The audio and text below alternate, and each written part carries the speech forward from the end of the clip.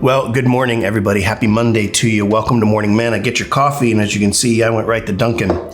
And we're going to continue on in our study of 1 Peter, picking up in verses 13 through 16. It says this, "Therefore, with minds that are alert and fully sober, set your hope on the grace to be brought to you when Jesus Christ is revealed at his coming. As obedient children, do not conform to the evil desires you had when you lived in ignorance. But just as he who called you is holy, so be holy in all you do. For it is written, be holy, because I am holy." Now, there's a favorite text of mine, and there's a lot going on here. And if you look in different translations, in the first part of this, when he says, make sure that your minds are fully alert and sober and everything, we hear this reference that we've heard before called gird up our loins. And I want you to understand that this is calling us to action. By being holy and by setting our minds apart, Peter's trying to tell us that we need to live a certain way, that we need to be people who do things a certain way. So when he says to gird up the loins of our mind, is to prepare for action.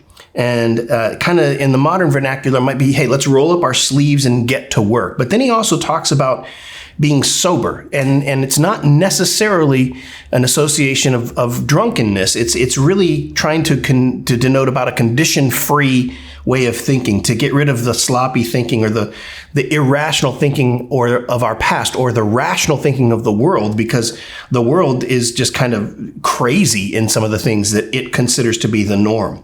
And then he talks a little bit about the grace of Jesus, and Peter talks about the grace a lot. He opened up this letter telling us about God's grace. He greeted us in grace.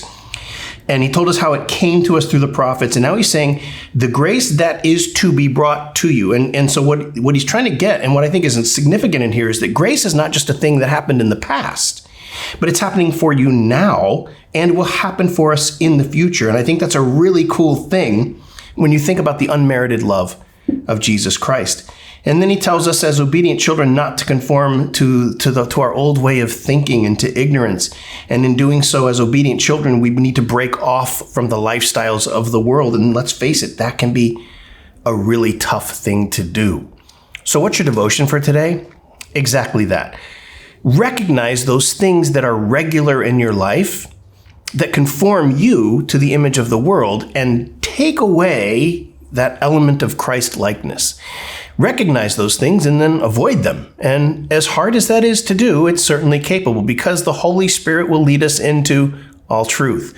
When we think like that and when we process like that, it becomes not so hard to recognize, hey, is God going to be pleased with this action today?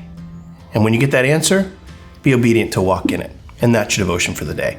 As always, guys, remember to like, subscribe, hit the bell icon so you can be made aware every time we put out a new video. Go bless somebody else today. Watch what happens in your life. We'll see you.